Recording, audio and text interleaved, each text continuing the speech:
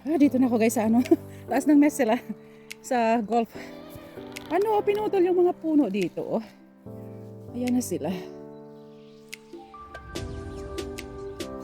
Oras na ng ano talaga, cut ng mga ano. Medyo malamig pa. Kaya nakaano pa tayo. Naka-jacket pa. Then stop over ako dito. Mula Salvatio. Dito lang stop over bago magpunta dun sa baba. Yan. Tingnan mo talaga mga ice. Pwede na naman mag-golf.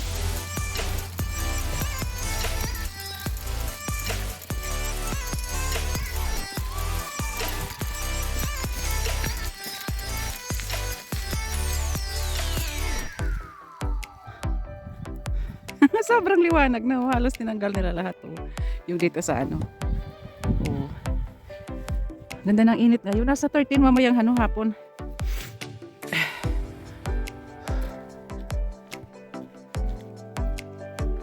Ano nila? Signboard.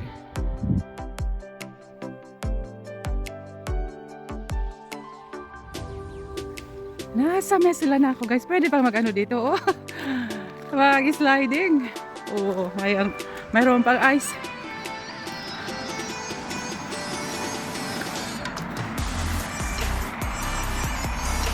Oh, 9:33. Nag-start ako, 8:30, ano na, 8:40.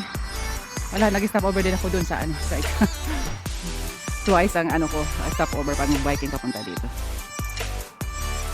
And then, punta na tayo dun. Oh, ano na, natunaw na yung mga ice sa ano, sa lake.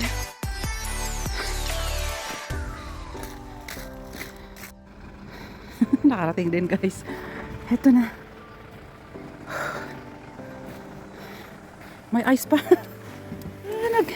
Talagang mabigat talaga yung ice. Meron pang ano. May ice pa siya. Sana naman di pumasok sa loob. Tapos ang linis ko nito mga ano, autumn na. Matibay yung ano, oh. Kasi gabi ako bibili next ano. Kasi sa autumn.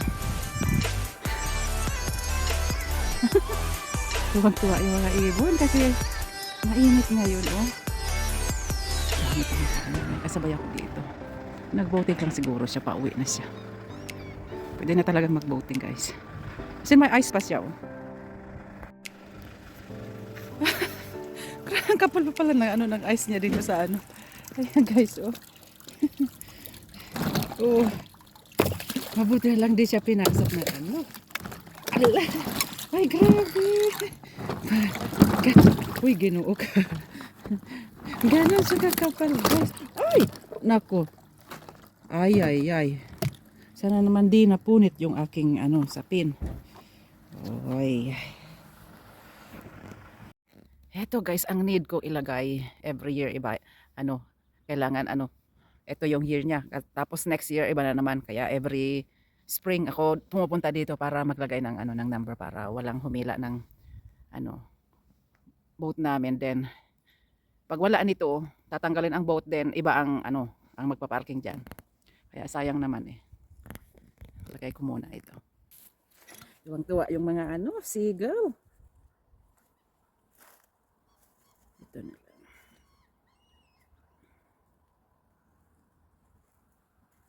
Buti na lang may kahoy dito lalagyan talaga. Sadya talaga. Oh, gumawa yung katabi namin, gumawa siya ng ano. Kailangan ko sigurong gumawa ng sariling ano dito.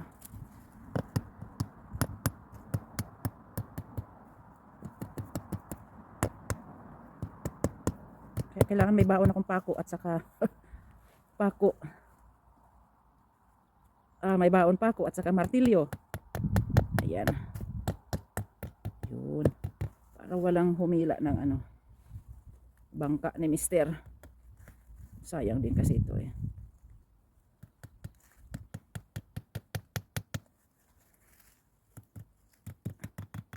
Tsaka gustong-gusto mag-boating ni Alisa, sabi ko. Pag may sarili ng sasakyan si Axel para easy mabuhat yung ano, yung motor, yung machine niya para ano gandang mag-ikot-ikot dito sa Messela, sa lake ng Messela. Ayan na yung ano. Ayan na sila.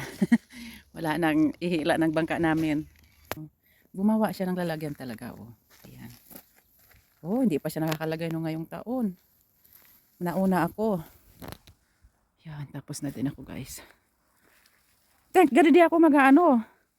Ngayong summer o autumn hindi ako magpapalit din ako, hindi ako maglilinis kasi konti lang yung tubig niya sa ilalim, malinis. Hindi siya pinasok ng tubig.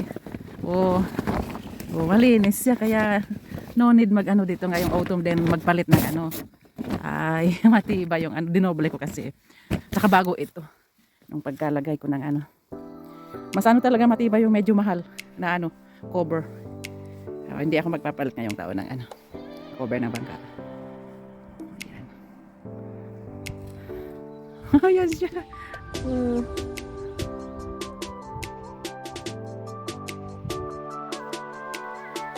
Taas ng araw. Punta nga tayo doon sa dulo na yun. Ikot ako doon.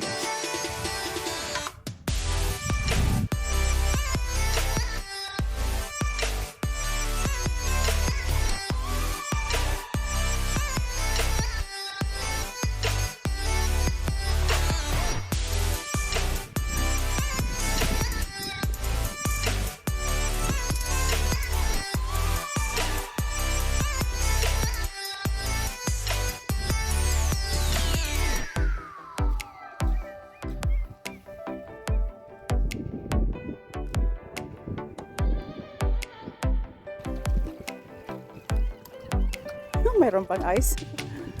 Oh.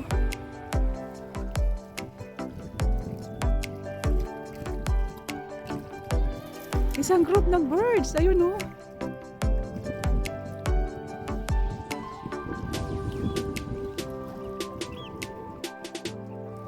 Doon sa dulo na yun yung ano lahat eh.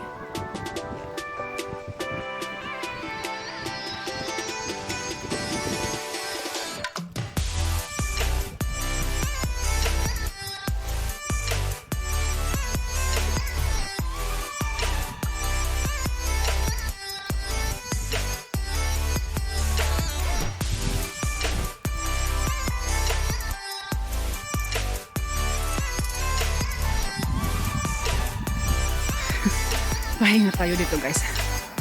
Dito sa ano, taas ng ano, bridge. Pwede palang biking dito. Build ito noong 2021. Oh. Sa Patangan. Dati ano lang, parang kahoy lang. Ngayon konkreto na. Doon ako galing. Grabe, pawis din talaga. Lalo na ngayon nasa plus ano. Plus 13 ngayon. Pero yung hangin malamig. Ganda dito. Malawak siya. Pwedeng auto. Kaya lang ang nilagwak na sa kanila siguro dito. Pag winter, pwede mag-ski. Hindi makapal yung ano.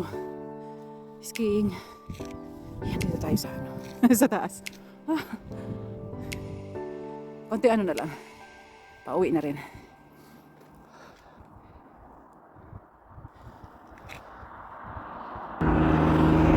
Papunta doon sa ano, sa Quezco Sierra siguro, sa Central Hospital. Ito. Oh.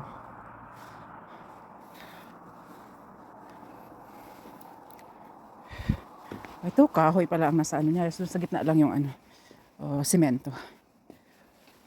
Kaya pwede mag-jogging dito. Punta doon sa Mesela. Yun ang labasan. Oh, yun.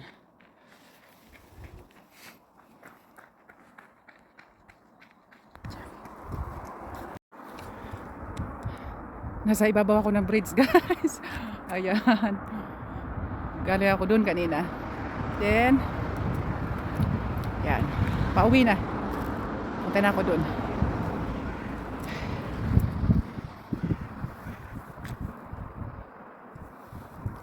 Yan ang aking kabady.